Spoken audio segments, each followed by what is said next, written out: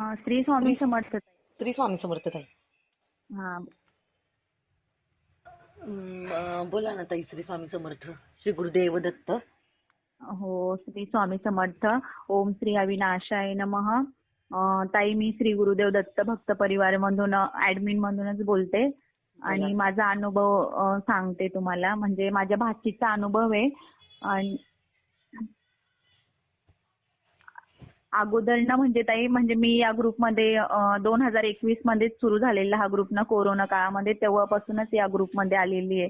आणि ग्रुपमध्ये सुरुवातीला आली ना ताई, तेव्हा म्हणजे सेवा सुरू करायची. मिस्टर आले की मी सेवा बंद करायची, कारण ते बोलायचे काय सारखं मोबाईलमध्ये बघते बघ.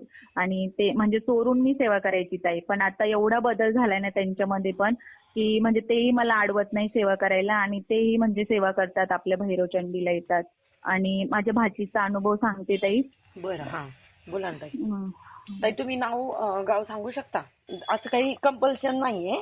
सांगायचं असेल तर सांगा, नाही सांगितलं तरी चालेल, असं काही नाही. नाव नाही सांगितलं. दुसऱ्या वेळेस एखाद्या वेळेस मी कधीतरी माझं नाव सांगेल तुम्हाला. बरं बरं, चालेल ताई. हो हो. माझी हो, श्री स्वामी समर्थ. ओम श्री अविनाशाय नमः. ताई, माझी भाची ना म्हणजे 20-22 वर्षाची आहे ती. तिला ना जानेवारीमध्ये अचानक म्हणजे असं ताप आलेला, सर्दी ताप होता, म्हणजे असं नॉर्मलच. नॉर्मल सर्दी ताप होता म्हणून ते आपल्या छोट्या डॉक्टरकडेच असं घराजवळच्या आपल्या घेऊन गेलेले. तर तिने पहिल्या दिवशी म्हणजे गोळ्या औषधी दिले, पण तिला काही फरक नाही म्हणून ते परत गेले. तर टेस्ट केल्यावरती बोलली टाईप आहे ते थोडा, तर 5 दिवसाचा कोर्स पूर्ण करावा लागेल.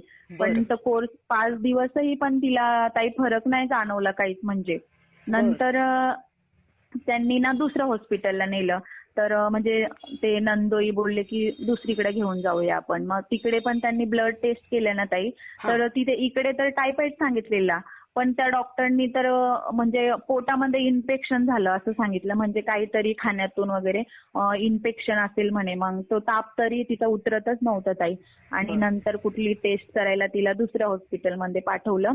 तेव्हा त्या छातीमध्ये ना तिच्या पाणी सांगितलेलं. म्हणजे आणि मग ते खूप घाबरले, कारण त्यांना असं म्हणजे घरचे खूप रडत होते ताई. आणि ऍक्च्युली म्हणजे त्यांनी ना आम्हालाही सांगितलं नव्हतं ताई तिला काय सांगितलं. म्हणजे जवळजवळ महिनाभर आम्हाला कुठल्याच नातेवाईकांना माहिती नव्हतं की तिला नेमकं झालंय काय. फक्त त्यांना विचारलं ना तर बोलायची बरी आहे, तिला ताप आलाय, ताप उतरला की सुट्टी होईल. आम्ही बोलायचो सुट्टी कधी होणार आहे, तर सांगायचे की होईल सुट्टी आणि बरं आहे. कारण त्यांना असं वाटत होतं की मुलगी आहे आपली, तिला कसं आपण ना सगळ्यांना सांगणार, कारण आता लग्नाला आलेली आहे ना. मग सगळीकडे चर्चा होते की मुलीला असं झालंय, तो आजार झालाय असं. त्याच्यामुळे आम्हालाही काहीच माहिती नव्हतं ताई. पण तिथे त्या हॉस्पिटलला तिला 10 दिवस ठेवलं ताई. ताप तिचा बरा होतच नव्हता. आणि मी कसं रुद्रतीर्थ वगैरे मी म्हणजे त्यांना सांगायची ताई रुद्रतीर्थ द्या, भैरवचंडीची रक्षा मी घेऊन जायची ताई. आणि मग त्या पण द्यायच्या बरं का. आणि जपून ठेवायच्या ते बॉटल रुद्रतीर्थची, थोडं थोडं तिला पाजायचं. कारण तिला काही पचतच नव्हतं, म्हणजे उलटी व्हायची परत.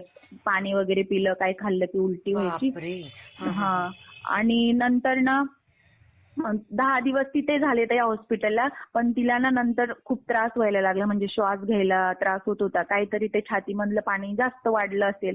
आणि म्हणजे त्यावर विलाजच नव्हता ना. तिथे फक्त ते ताप आले ना, ते डॉक्टर सलाईन वगैरे चालू होती. आणि ताप आला की डोलो गोळी द्यायचे आणि त्यांची ते ट्रीटमेंट चालू. सुट्टीचं काही बोलतच नव्हते.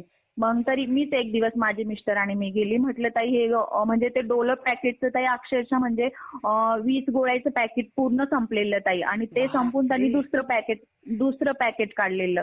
तर मीच बोलली ताईंना, म्हटलं ताई हे फक्त काहीच करत नाही म्हटलं, इथे 10 दिवस झाले विलाजच नाही होते. फक्त ताप आला की ते डोलो गोळी देतात आणि नंतर ताप उतरतो म्हटलं, थोडा वेळ घाम निघून गेला की मग परत येतो तो. आणि मग माझे सासरेही आलेले ताई त्यावेळेला, म्हणजे आमच्या इथं पाहुण्यांच्या नातेवाईकामध्ये लग्न होतं, तर ते पण आलेले. मग तेही त्यांना बोलत होते म्हणजे मुलीला की इथे ठेवू नका म्हणे, तिला काही फरकच नाही तर तुम्ही एकतर आपल्या गावाकडं संभाजीनगरला किंवा तिकडे घेऊन चला म्हणे, तिकडेही चांगलं हॉस्पिटल आहे. म्हणजे त्यांचाही विश्वास बसत नव्हता. म्हणजे ते कसं जुन्या लोकांचं कसं असतं की एवढे 10 दिवस झाले, मग तुम्ही का इथून काढत नाहीये, तर सगळे त्यांना बोलायचे. मग तरी पण ते बोलले नाही हा डॉक्टर चांगला आहे म्हणे, आमच्या ओळखीचा आहे. मग तापच येतोय. पण त्यांनी म्हणजे सांगितलंच नाही ताई आम्हाला की तिला डॉक्टरांनी काय सांगितलंय. म्हणजे पण एक मला काय दिवस म्हणायचं ताई, आई वडिलांना माहित होतं की आजार काय, हो फक्त तुम्हाला माहित हो नव्हतं. हो आम्हाला कोणालाच बरं. माहिती नव्हतं ताई. म्हणजे आई वडील आणि तिचा भाऊ फक्त या तिघांनाच माहिती होतं. अच्छा अच्छा. आणि नंतर म्हणजे ते मग सांगायचे की ताप कमी होत नाही, कारण सासू सासरे म्हणायचे की अगं मग ताप कमी होत नाही तर मग काय इलाज आहे, नेमकं टायफॉइड आहे काय, कावीळ आहे, नाहीतर मग गावाला ते आयुर्वेदिक औषध वगैरे भेटतं बघा कावीळचं वगैरे, बरोबर ते आहे. करून बघा असं ते त्यांना सांगायचे. पण ते बोलायचे नाही होईल, बरं होईल. आणि पण एक दिवस रात्री अचानक तिला ना ताई खूप म्हणजे श्वास घ्यायला त्रास व्हायला लागला. तेव्हा ते दुसऱ्या हॉस्पिटलला मग ते डॉक्टर बोलले माझ्याच्याने तर आता काही होणार नाही म्हणे, तुम्ही हिला दुसरीकडे घेऊन जा. मग त्यांनीच म्हणजे ऍड्रेस वगैरे दिला आणि दुसऱ्या मोठ्या हॉस्पिटलला तिला घेऊन गेले. रात्री 2 वाजता म्हणजे त्या डॉक्टरांनाही सांगितलं होतं ताई की आम्ही हे पेशंट इथे घेत नाही. पण म्हणजे हे एमर्जन्सी होते म्हणून त्यांनी तिथे घेतलं. आणि मग तिथे गेल्यावर ताई 3 दिवस म्हणजे ती डोळे उघडत नव्हती आयसीयू मध्ये, सगळे घाबरलेले. आणि मग नंतर ते रुद्रतीर्थ वगैरे घेऊन गेली ना ताई, तर ती थोडं डोळे उघडायची. आणि तिला ताप, ज्या दिवशी तिने रुद्रतीर्थ प्राशन केलं ना ताई, त्या दिवशी तिला ताप वगैरे येत नव्हता. आणि मी फोन करून विचारलं ना ताई आज बरी आहे का, हो बोलायची की हो आज बरी आहे, आज तिला ताप नाही आला. तर 1-2 म्हणजे असं 2-3 वेळा झालं ताई. तर मला ना माझी एक बहीण आहे चुलत, तिथेच राहते. तर ती मला बोलली, पण बोलते तू गेली त्या दिवशी तिला तापच येत नाही म्हणे, हे काय प्रॉब्लेम आहे. म्हणलं माहिती नाही म्हणे काय. ती बोलत होती काय हा चमत्कार आहे म्हणे, ज्या दिवशी तू जाते त्या दिवशी ते सगळे बोलतात की आज ताप नाही आला, आज तिला बरं वाटतंय. पण म्हणजे मला वाटायचं की नाही हे मी नाही काय करत, हे सगळं आपले दादा आणि स्वामी करतायत. म्हणजे हे फक्त रुद्रतीर्थ आणि हे भैरवचंडीच्या रक्षानेच होते. कारण तिथे आयसीयू मध्ये काही भेटायलाही जमत नव्हतं. पण कसं 5 ते 7 वेळ होता, त्या वेळेतच जाऊन भेटायचं. मग कसं 1-2 दिवसानंतर मी जायची, मिस्टर तर रोज जायचे. पण मी मुलांची शाळा वगैरे, तर मग 2 दिवसानंतर मी जायची. आणि एक बॉटल तीर्थ त्यांच्याकडेच ठेवायची की थोडं तुम्ही जाल तेव्हा थोडं थोडं द्या समजा. आणि नंतर कधी त्यांच्या लक्षात राहायचं, कधी नाही द्यायच्या. कारण रडण्यातच होत्या ताई, म्हणजे त्यांची मनस्थितीच नव्हती तिथे एवढी म्हणजे हे करण्याची. मग गेलं की नामस्मरण करा, हे करा, त्यांना मी सांगायची. पण एवढी मनस्थितीच त्यांची नव्हती. आणि एक दिवस अचानक ताई तिला म्हणजे तिची बॉडीच रिस्पॉन्स करत नव्हती, डोळे उघडत नव्हती, ती कोणाशी बोलतही नव्हती ताई ती. तर म्हणजे सलाईनही तिच्या अंगातून जात नव्हतं कुठेच. तर डॉक्टरांनी तिथे तिच्या मानेच्या खाली ना थोडं असं होल पाडून त्यातून नळी टाकलेली ताई, आणि तिथनं तिला सलाईन सुरू होते. आणि मग मी पण घाबरली ताई, कारण सगळे म्हणजे आमच्या कुठल्याच नातेवाईकांना वाटत नव्हतं की वाचेल म्हणून ती. कारण काहीही मनामध्ये शंका यायची की एवढी मोठी मुलगी आहे, काय हे तिच्या मनात आलं असेल असं आणि नंतर ना मग मी दादांना म्हटलं तर कसं घेऊ, कारण सेवा पण घेतली म्हटलं, यांनी नाही पूर्ण केली की आपल्याच दादांना त्रास होतो ना. म्हणून मी दादांना मेसेज केला. म्हणजे त्या दिवशी 22 फेब्रुवारी का 21 फेब्रुवारी अशी काहीतरी डेट होती ताई. तर मी सकाळी सकाळी दादांना मेसेज केला की दादा माझी भाचीची तब्येत ना म्हणजे खूप हे म्हटलं की सिरियस आहे आणि बॉडी रिस्पॉन्स करत नाही, तर त्याच्यासाठी घरचे तर काही सेवा करू शकत नाही म्हटलं, कारण ते रडण्यातच आहे. तर मी संकल्प घेऊन करू शकते का. तर दादांनी मला सेवा दिली ताई, महामृत्युंजय मंत्र आपलं रुद्रतीर्थ वगैरे द्या म्हणे तिला. आणि मग मी तिच्या नावाने संकल्प सुरू केला ताई. आणि सेवा सुरू केली. 2 दिवस सेवा सुरू करून झाले ताई. तर म्हणजे तिथे मग नंतर एक पेशंट होता त्यांच्या बाजूला, तर तो अक्षरशः म्हणजे 1 महिन्यापासून तिथे ऍडमिट होता. तर त्यालाही काही फरक नव्हता. तर त्या नातेवाईकांनी ना तिथे येऊन म्हणजे थोडासा असं गोंधळ वगैरे घातला की फरक नाही आमच्या यांना पेशंटला वगैरे. तर तेव्हा यांना काय वाटलं की हे आपल्याकडूनही असंच करत असतील, म्हणजे पैसे उकळायसाठी तर हे आपल्याला ठेवत नसतील ना आयसीयू मध्ये. म्हणून त्यांनी मग यांनी निर्णय घेतला की आम्हाला सुट्टी पाहिजे म्हणे, आम्हाला दुसरीकडे जायचंय, गावी जायचंय म्हणे, गावाला शिफ्ट करायचं म्हणे या हॉस्पिटलला दुसऱ्या.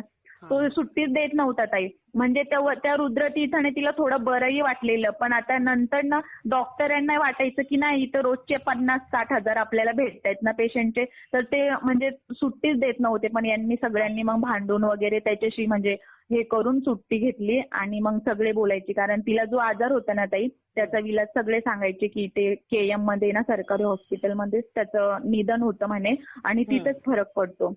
मग मग ते मान्य करायला लागले आणि मग त्याच्यानंतर ताई तेव्हा त्या दिवशी तिथून शिफ्ट करायचं ना, तेव्हा माझ्या मिस्टरांना माहिती झालं की तिला नेमकं काय, म्हणजे तेव्हा त्या बहिणीने सांगितलं, म्हणजे माझ्या नंदेने त्यांना सांगितलं. आणि मग यांनी लगेच इकडं म्हणजे सगळ्यांना फोन लावले, कारण ओळखीचे होते तिथे केएम मध्ये ना काही डॉक्टर वगैरेंचे, तर त्यांना कॉल केले आणि मग तिथे जाऊन नंबर घेतला. आणि तिथनं ताई सुट्टी देता देता त्यांनी ना संध्याकाळ केली, म्हणजे दुपारी 10 वाजेपासून ते डिस्चार्जसाठी तिथं होते, तर त्यांनी संध्याकाळी 5ला सुट्टी दिली आणि इथनं केएमला न्यायला त्यांना रात्रीचे 10 वाजले ताई. आणि 10 वाजता तिथं गेल्यावर पण त्यांना म्हणजे बेड भेटला नाही ताई. अक्षरशः म्हणजे तिथे एवढी गर्दी असते ताई केएम मध्ये. बेड म्हणजे अगोदर बेड भेटलेला, पण यांना जायला उशीर झाला म्हणून तो बेडही निघून गेला. आणि अक्षरशः ताई रात्री सकाळच्या 4:30 वाजेपर्यंत असं बाहेर ग्राउंडवर ना तिला सलाईन लावून ठेवलेलं त्या हॉस्पिटलमध्ये. आणि तेव्हा हो ताई, म्हणजे एवढं खूप बिकट परिस्थिती होती त्यावेळेला. आणि घरी म्हणजे आम्ही मिस्टरांसारखी फोन करायची. सकाळी मी 3:15ला कॉल केला तेव्हा म्हटलं भेटला का बेड, म्हणे नाही भेटला म्हणे अजून. आणि हे सगळे ताई, मिस्टर, माझी नणंद, तिचे मिस्टर, म्हणजे 4-5 जण जे सोबत, ते सगळे उभे होते ताई रात्रभर तिथे त्या ग्राउंड मध्ये तिथे. आणि नंतर सकाळी 4ला बेड भेटला. आणि त्यांचा ना ताई, म्हणजे माझ्या नंदेचा गजानन महाराजांवर एवढा विश्वास होता ना, खूप विश्वास, म्हणजे ते एवढे भक्त आहे गजानन महाराजाचे, म्हणजे शेगावला जातात आणि घरी त्यांच्या ना गजानन विजय ग्रंथ आहे ना ताई, रोज वाचन होतो रोज. आणि त्यांना म्हणजे बाबावरही विश्वास होता. आणि मग आपलंही मी रुद्रतीर्थ घेऊन जायची, त्यांना म्हणायची की संकल्पना करून सेवा घेतली ती रक्षा पण लावा, मग ते लावायचे. त्यांना विश्वास पण बसायला लागला तसा. आणि मग तिथे सकाळी 4ला ना ताई तिला वार्ड नंबर 4 मध्ये तिथे शिफ्ट केलं. मग तिथे एक बेड भेटला, पण तिथे ताई 45 पेशंट जवळजवळ त्या एका वार्डमध्ये होते. आणि तिथे वार्ड ना एवढा, म्हणजे तिथे फक्त सिरियस पेशंटच तिथे यायचे ताई. आणि तिथे दिवसाला 3-4 पेशंट म्हणजे असे मरायचे. मग ते बघून ना ती अजून घाबरायची. तसं त्या वार्डमध्ये ताई ती 10 दिवस राहिली. आणि नंतर मग ते बघून घाबरून ना तिचे ठोके वगैरे वाढायला लागले. आणि म्हणून तिला मग परत तिथे आयसीयू मध्ये शिफ्ट केलं. आणि सेवा माझी चालूच होती, की म्हणजे मी असं ठरवलेलं की तिला जोपर्यंत म्हणजे सुट्टी होत नाही तोपर्यंत आपण ना सेवा करूया, म्हणजे जमेल तशी मी सेवा करायची ताई. आणि मग तिथेही तिला 10 दिवस ना त्या आयसीयू मध्ये ना ठेवलं ताई केएम मध्ये ना. तर तिथे तिला मग हळूहळू फरक जाणवायला लागला आणि छातीतलं पाणी थोडं कमी झालं. म्हणजे तिथे मग ती 2.5 महिने तिथे राहिले ताई. म्हणजे 15-20 दिवस तर तिचे इकडेच गेले या 2 हॉस्पिटलमध्ये, पण 2.5 महिने ती तिथे केएमला होती. आणि आता म्हणजे पूर्णपणे बरी झालेली आहे ताई. अच्छा, आता पूर्ण बरी आहे ना? हो, आता पूर्ण बरी आहे. फक्त म्हणजे महिन्याला वगैरे तिथे बोलवले, म्हणजे 6 का 7 महिने त्यांनी ट्रीटमेंट घ्यायला सांगितली. म्हणजे गोळ्या वगैरे देतात आणि 2-3 महिने असं 2-3 महिने झाले की एक्सरे करून बघू बोलले आपण. कोर्स असेल तो. आणि आपल्या ज्या सेवेचं आहे ना ताई, आता हे दादांच्या सेवेतलं जे रुद्रतीर्थ आहे ना, ते तर मला तर वाटतं तुम्ही तुमच्या ज्या नणंद आहेत ना, तर त्यांना पण सांगा की ते चालू ठेवा. आणि तुमच्याकडून तुम्हाला जेवढं पोहोचवता येईल सेवेचं, जे आपल्या म्हणजे रुद्रतीर्थ म्हणा, सद्गुरू चालीसेचं तीर्थ आहे ते, परत जे म्हणजे जे भैरवचंडीच्या जे भस्म उदे बिदे आपले आहे ना, तर ते तुम्हाला पोहोचवता आलं तर ते पण पोहोचवता शक्य आलं तर पोहोचवा. तिला अजून फरक पडेल छान. हो, नाही. आणि ताई म्हणजे तिच्या वडिलांचाही विश्वास असं म्हणजे बसतो, म्हणजे कारण कसं मी भैरवचंडीचे वगैरे आपले स्टेटस ठेवते ना, मग ते बघतात. आणि म्हणजे कधीही भेटलं की मग मला विचारायचे, म्हणजे मी हॉस्पिटलला डब्बा घेऊन गेली ना विचारायचे. म्हणजे त्यावेळेला ना इकडे वाशीला तिकडेच भैरवचंडी होती त्यावेळेला, ठाण्याला वगैरे त्या भैरवचंडी होत्या. तर मग स्टेटस बघून ते मला विचारायचे की आता कुठे भैरवचंडी आहे. म्हणजे त्यांना अशी आवड निर्माण झालेली. आणि मला बोलायचे छान आहे, चांगली करते, तर चांगलं आहे, ते केलं पाहिजे देवाचं, असं मला बोलायचे. आणि तेव्हा ना त्यांना मग मी पण त्यांना म्हणायची, ते बोलायचे की का आमच्या मागे एवढं आलं असेल, आम्ही तर कोणाचं वाईट केलं नाही आणि आमच्याच मागे का आला, आम्ही सगळ्यांचं चांगलं करतो, ते मला असे बोलायचे. पण मी म्हणलं काही नाही, जाऊ द्या, तुम्ही तर सगळ्यांचं चांगलंच केलंय ना, पण काहीतरी प्रारब्ध असेल म्हटलं, ते आपल्या वाट्याला येतच. पण यातूनही स्वामी आणि तुमचा एवढा विश्वास आहे म्हटलं गजानन महाराजावर, तेच तुम्हाला मार्ग दाखवतील. मग की बाबा हेच सांगतायत तुम्हाला की तू कुठल्या पण परिस्थितीत असं आहे कसं बाहेर निघायचं ते शिकवतात म्हटलं आपल्याला हे. असं मी त्यांना समजवायची. आणि मग त्यावेळेस ते मला बोलायला लागले म्हणे आम्हाला त्यांच्याकडे ते कुठल्या तरी एका ताईकडे जातात ताई मला नाही माहिती. पण ते बोललेली की आम्हाला त्या ताईने सांगितलंय की तुमची कुलदेवी म्हणजे जेव्हा मुलगी हॉस्पिटल होती ना तेव्हा मग त्यांनी विचारलेलं की त्या ताईला की असा असा प्रॉब्लेम आहे. तर त्या बोललेल्या त्यांना की तुमची कुलदेवी ना कुठली आहे. तर त्यांनी सांगितलं की तुळजाभवानी. तर त्यांनी त्यांना सांगितलेलं की तुळजाभवानी नाहीये म्हणे तुमची कुलदेवी. तुमची कुलदेवी शोधा म्हणे कुठली आहे. तर तिने कुठला प्रयोग पण त्यांना सांगितलेला होता. पण थोडे दिवस केला आणि नंतर हे हॉस्पिटलचेच मागे लागले होते तर त्याच्यामुळे झालं नाही. मग मी म्हटलं नाही ताई भेटेल म्हटलं कुलदेवी. मग आपलेही काही प्रयोग होते ते सांगितले. नाहीतर म्हटलं संकल्पयुक्त कोणाला घरी सून वगैरे असते त्यांना तुम्ही दुर्गा सप्तशती पाठ संकल्पयुक्त करायला सांगा. म्हणजे मलाही माझी कुलदेवी म्हटलं मी पाठ करतानाच मला म्हणजे संकेत मिळाले होते म्हटलं तेव्हा मलाही माहिती झाली. मग त्यांना असा विश्वास बसला आणि एकदा प्रगट दिन होता ना त्या दिवशी त्यांनी गजानन महाराजाच्या मंदिरात त्यांची सेवा असते ताई म्हणून ते तिथे दर्शनाला गेले आणि ते बोलले थोडासा प्रसाद जर भेटला तर मुलीसाठी आपण थोडा देऊ हॉस्पिटलमध्ये. ते तिथे गेलेले आणि तिथे अचानक ताई त्यांना एक म्हणजे आजोबा आले त्यांना भेटले म्हणे काय बाळा कसं आहे असं बोलले. आणि हे बोलले छान आहे चांगले आहे म्हणजे त्यांचं संभाषण चालू होतं. मग ते अचानक ते बाबा बोलले यांनी काही विचारलंही पण नाही ताई त्यांना. ते बाबा त्यांना बोलले म्हणे गेला होता का म्हणे माहूरगडला गेला होता का म्हणे कधी. माहूरगडला जाऊ नये म्हणे आईची ओटी भरू नये म्हणे तुझी आई आहे म्हणे ती. त्यांना असे बोलले म्हणजे. आणि मग ते बोलले थांबा म्हणे बाबा मी तुमच्यासाठी प्रसाद घेऊन येतो. ते प्रसाद घेऊन येईपर्यंत ना ताई ते बाबा कुठे गेले त्यांना म्हणजे दिसलेच नाही नंतर. आणि मग ते अनुभव ते मला सांगत होते म्हणे असं असं झालं. मग म्हटलं ते देवीनेच संकेत दिलाय म्हटलं आणि स्वामींनी संकेत दिलाय म्हटलं तुम्हाला की तुम्ही तुमच्या मूळ कुलदेवीपर्यंत पोहोचले नाही म्हटलं आणि म्हणून काहीतरी कुलदेवीचा आपल्याला आशीर्वाद नसला ना मग म्हणजे असे दुःख वाटायला येतं म्हटलं. नाहीतर कोणी आजारी पडतं तर मग तुम्ही ती मानून घ्या म्हटलं कुलदेवी आणि जाऊन या. तर ते त्याच वेळेला मला बोलले ताई हो म्हणे आम्ही कुलदेवीला म्हणजे बरी झाली ना म्हणे तर हिला घेऊनच आम्ही दर्शनाला जाऊ म्हणे तिथे. म्हटलं चालेल. आणि ताई आता बरी झाली होऊन आल्यावर ना ताई आता म्हणजे त्यांनी बरी होऊन मे मध्ये तिला सुट्टी झाली. 6 मेच्या अगोदर तिला काहीतरी सुट्टी झाली 2-3 मेला. तर ते बोलले आम्ही तेव्हाच जातो म्हणजे 15-20 दिवसांनी. पण म्हटलं आता ती नेमकीच बरी झाली ना आता लगेच नका जाऊ. आणि नंतर अधिक मास पण लागला. मग अधिक मास मध्ये म्हटलं जाऊ नका ताई कारण अर्जंट असले तर जाऊ शकता म्हटलं पण नका जाऊ तुम्ही अधिक मास संपल्यावर जा. मग ते बोलले चालेल. आणि अधिक मास संपल्यावर ना ताई मग गावी गेले तेव्हा माझ्याकडूनच मला बोलले लिस्ट पाठव कुठले कुठले अलंकार न्यायचे. आणि आपले अलंकार 11 अलंकार घेऊन ना ताई मुलीला घेऊन गेले सगळं कुटुंबासोबत आणि मान सन्मान करून आले. आता पूर्ण छान बरी येत आहे एकदम छान झालं तिचं. म्हणजे त्यांना कुलदेवी माहित नव्हती का त्यांची. हो कुलदेवी म्हणजे ते तुळजाभवानीलाच मानायचे. पण कुलदेवी माहिती झाली ताई त्यांना आणि म्हणजे मुलगी बरी झाली. म्हणजे ते आजोबा कोण आले बाबा त्यांनी नंतर ते दिसलेच नाही ना. हो दिसलेच नाही म्हणजे त्यांच्याशी फक्त एवढं बोलून गेले ते की तुझी आई रेणुका मातेला गेलं होतंस का म्हणे कधी माहूरगडला जाऊ नये म्हणे तुझी आई आहे म्हणते. म्हणजे बघा ते काय झालं त्यांना त्या आजोबांनी येऊन ना कुलदेवी सांगितली त्यांना त्यांची कोणती की तुळजापूरची देवी मानत होते पण ती नसून माहूरची देवी होती त्यांची. तर त्या आजोबांनी साक्षात ते ना गजानन महाराज म्हणा गजानन महाराजांचाच अवतार स्वामींचा आहे. स्वामी म्हणजे सगळे हे एकच अवतार आहेत. तर ते समजा दत्त महाराज किंवा गजानन महाराज त्यांची श्रद्धा आता गजानन महाराजांवरती आहे. तर समजा त्या महाराजांनीच येऊन त्यांना तो दृष्टांत दिला एक प्रकारचा की बाबा तुम्ही त्या देवीला गेलतात का. तर ती आठवण करून दिली की हीच तुमची कुलदेवी.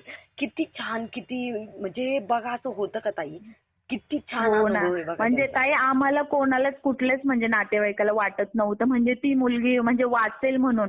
पण स्वामींनी आणि म्हणजे गजानन महाराजांनी दोघांनी म्हणजे त्यांची श्रद्धा होती आणि माझी स्वामींवर दादांवर होती की नाही काहीतरी चमत्कार होईल. म्हणजे त्यांना मी म्हणजे नंदेला नंदन खूप रडायची ताई पण मी तिला धीर द्यायची की नाही म्हणजे काहीतरी बरं होईल म्हटलं. कारण आपण चांगले दिवस सर्व दिवस सारखे नसतात म्हटलं. कधी वाईटही दिवस बघावे लागतात आणि त्या वाईटातून कुठे आपल्याला संघर्षातून कसं बाहेर पडायचं हे आपल्याला हे दिवस शिकवतात. मग तिला ते पटायचं.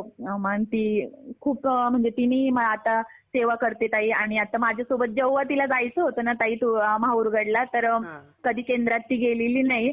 पण माझ्यासोबत ना सामान वगैरे मी तिला घेऊन दिलं आणि बोलली मला पण यायचंय. आणि माझ्यासोबत ताई ती स्वामींच्या दर्शनाला आली माहूरगडला जायच्या अगोदर. अरे वा, किती छान बघा ताई. हा. मग किती मोठा अनुभव आहे. आणि कुलदेवता तसं म्हटलं ना तर आपल्या पण ग्रुपमध्ये ना ज्यांना कुलदेवी माहित नाही, तर दादांच्या ह्याच्यातून पण आहे ना 7 दिवसाचा प्रयोग आहे आपला तो. तर त्या 7 दिवसाच्या प्रयोगामध्ये ना ज्यांना कुलदेवी माहिती नाही ना, तर तो प्रयोग केला ना की 7 दिवसात हा कसा दृष्टांत झाला बघा यांना. तर तसा दृष्टांत आहे ना असंच होतं. एक तर स्वप्नात तरी दृष्टांत मिळतो, स्वप्नात येऊन सांगून जातं, किंवा कोणीतरी आपल्या दारात तरी येतं आणि ते सांगून जातं की ही देवी, म्हणजे ते डायरेक्ट आपल्याला समोर येऊन सांगून जातं. ते 7 दिवसाच्या प्रयोगात दादांच्या ग्रुपमधून, ते 7 दिवसाच्या प्रयोगामधून सुद्धा ज्यांना कुलदेवी माहित नाही ना ताई, त्यांना तो प्रयोग केला ना तर त्यातून कुलदेवी माहिती होती. आणि इतके प्रचंड मोठे अनुभव आहेत ना ताई ह्याचे सुद्धा, की ज्यांना कुलदेवी माहिती नाही त्यांना माहित होते. आणि लोकांचा आणि माझी म्हणजे आम्हालाही माहिती नव्हती ताई. आमची कुलदेवी ना मला या ग्रुपमध्ये आल्यावरच माहिती झाली. बरोबर आहे ताई. म्हणजे भरपूर शक्यतो लोकांचा काही गैरसमज होतो, सांगू का तुम्हाला, की लोक काय म्हणतात, जे ग्रामदैवत येतं ना आपलं त्यालाच कुलदेवी मानतात, की हा आमचं नाही, आमचं ते बाहेरचे नाही, हे असं गावातली देवी आहे तीच आहे. तर ते ग्रामदैवत झालं, त्यांचा तर मान सन्मान, त्यांचं पण सर्व नीटनेटकं करणं गरजेचंच असतं. कारण का, तर आपण त्यांच्या भागात राहिला असतो. हे दादांच्याच मार्गदर्शनामधून समजलेलं आहे मला सुद्धा. आणि कुलदेवी, कुलाचार म्हणजे आपल्या कुळाचा सर्व काय असतं ते चालवते ती कुलदेवी चालवते ना, त्यांच्यापासूनच सगळा कुलाचार होतो ना. तर ते मेन आहे, त्यांची सेवा मेन घडली पाहिजे. आणि त्याच्यानंतर आपला जो उद्धार होतो तो बघायचा. तर ज्यांना माहिती नाही ना, तर त्यांनी म्हणजे मला तरी असं म्हणायचं की ह्या व्हिडिओ मार्फत ना ज्यांना माहिती नाही कुलदेवी किंवा काय, तर आपल्या ग्रुपची म्हणजे मी आता देणार, म्हणजे लिंक दिलेलीच आहे आपल्या खाली, माझा नंबर पण दिलेला आहे. तर त्या थ्रू ज्यांना कोणाला कॉन्टॅक्ट करायचा असेल किंवा ग्रुपला जॉईन व्हायचं असेल तरी लोक होतील. ज्यांना माहित नाही ना तर त्यांनी व्हावं, मला तरी असं वाटतं. की म्हणजे भरपूर मार्ग सुटतात ताई यातून. हो. आणि ताई आता इथे आपली कल्याणला भैरवचंडी झाली ना, तेव्हा मी नंदेच्या मिस्टराला कॉल केला रात्री आदल्या दिवशी की उद्या भैरवचंडी आहे, तुम्ही या. तर हो बोलले ताई, ते पण यायला तयार झाले. येईल म्हणे, मी नक्की येईल म्हणे. किती छान बघा बरं. हो. खूप छान.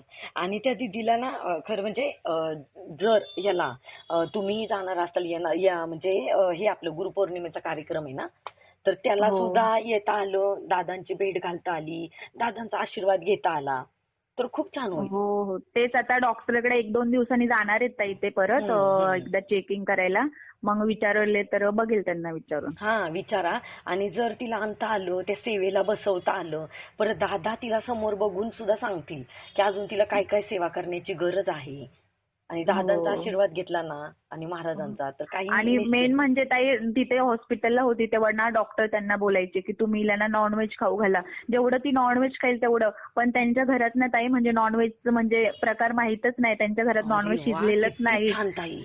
तर ती मुलगी जबरदस्ती म्हणजे तिला खायला सांगायची, पण ती नाही खात ताई. आता पण सगळे बोलायचे गावी आहे तुमच्या घरी, तिथे बनवत नाही ना, तर गावी आहे, गावाला म्हणजे मामाच्या गावाला वगैरे, तर तुला तिथे खाऊ घालू आम्ही. पण ती बोलते नाही मला खायचंच नाही, कारण लहानपणापासून कधी खाल्लंच नाही ना ताई नॉनव्हेज, तर ते कधी खातच नाही ती बोलते.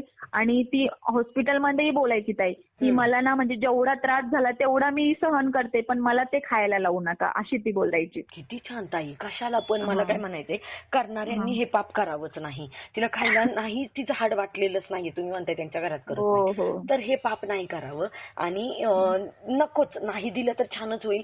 त्याला भरपूर पर्याय दुसरे आहे. डॉक्टरांना विचारा, अजून दुसरं काही देता येईल व्हेज मधून, तर ते तिला पुरवा ताई, ते तिला द्या. हो. नाही, माझं कडधान्य वगैरे नाही, खातच नाही ताई ते, कारण त्यांच्या घरात खातच नाही कोणच. किती छान ताई. आणि उगीच काहीतरी आजार आहे आणि मग त्याच्यात तिला उलट आहे ना, तुम्ही पापाला भागीदारी करण्यापेक्षा ना, मला तरी असं म्हणायचंय की नका देऊ त्याला, अजून दुसरे ऑप्शन आहेत. ती आतापर्यंत कधी खाल्लं नाही आणि विनाकारण तिला नका त्यात पाडू. हो ना, तेच. छान ताई, खूप छान.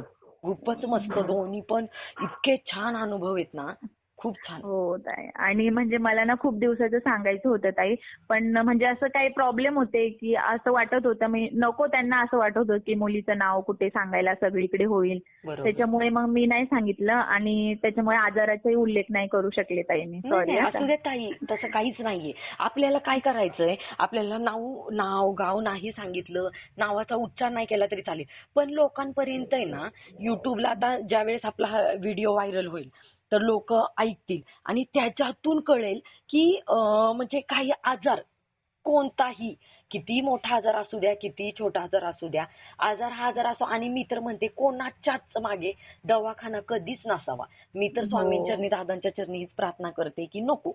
आणि कसं असतं, आपण जरी बोललो तरी प्रारब्धाचे भोग असतात ताई, ते भोगावेच लागतात. आणि उलट दादांच्या मार्गदर्शनामधून तर असं येतं की भोग येत भोगले पाहिजे, ते देवालाही चुकले नाहीत आणि ते भोगून इथं संपवलेले चांगले. परत पुढच्या जन्मात ते भोग भोगण्यास म्हणजे परत यावं लागतं.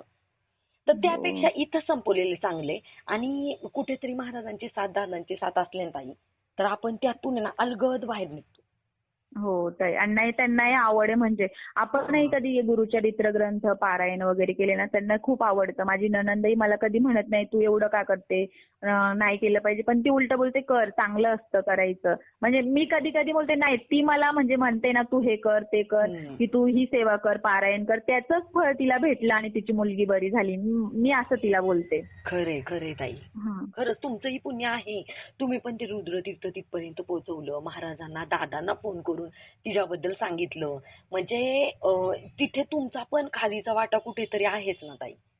आणि म्हणजे एवढी मोठी मुलगी, आज त्या आई वडिलांना पण किती मोठं दुःखाचं डोंगर हो होतं ताई. ताई आणि ते. एकच मुलगी होती त्यांना आणि खूप लाडकी आहे ती त्यांची. बापरे. म्हणजे हे पण नाहीये, भाऊ बहीण नाहीये का भाऊ तिला? आहे एक, पण अच्छा, ही मुलगी मुलगी त्यांची खूप एकुलती एक. लाडकी होते. हा, हां. बरोबर आहे, बरोबर आहे. मग ते असतंच ना ताई. म्हणजे आपण त्या जागी ठेवून तुम्ही सांगत होतात ना, तर मला इतकं म्हणजे आतून भरून आलं होतं ना, की अशी वेळ नाही यावी कोणावरती. हं. आणि तरी ताई म्हणजे ती मुलगी एवढी शांत, आणि कधी कधी खरंच वाटायचं की चांगल्याच्या मागेच काय येतं, पण हा, आपलं मार्गदर्शन दादांचं ऐकून असं म्हणजे हे वाटायचं की नाही, काहीतरी असेल प्रारब्ध. आता खूप चांगले आहेत, हा. पण प्रारब्ध मागचे असेल, मग ते भोगावंच लागणार त्यांना. खरंय ताई. आणि म्हणजे हा खरंच खूप मोठा अनुभव येत आहे की 3 महिने ती एका हॉस्पिटलच्या बेडवर होती, पण त्यातूनही ती बरी झाली. म्हणजे तिचं खूप नशीब म्हणावं. आणि महाराजांची, गजानन महाराजांची साथ, स्वामी महाराजांची ना आपल्या दादांची साथ, तिच्या तो आशीर्वाद तिच्या पाठीशी होते, म्हणूनच हे शक्य झालं ताई. बरोबर आहे ना ताई. खूप मोठा अनुभव आहे खरंच. आणि नाही, त्या दीदीला अजून आपल्या सेवेत हे करा. तुम्हाला जेवढं तिला म्हणजे सेवेचं जे जे त्या दीदीचं म्हणजे ती जर सेवा करता बसता येत असेल किंवा करू शकत असेल, तर खरं दादांकडून सेवा घेऊन ना ताई, तिने केलं ना तर तिला त्याचा असर अजून छान होईल. पण तिला अजून थोडं बरं होऊ द्या, तोचपर्यंत हो, हो. तुम्ही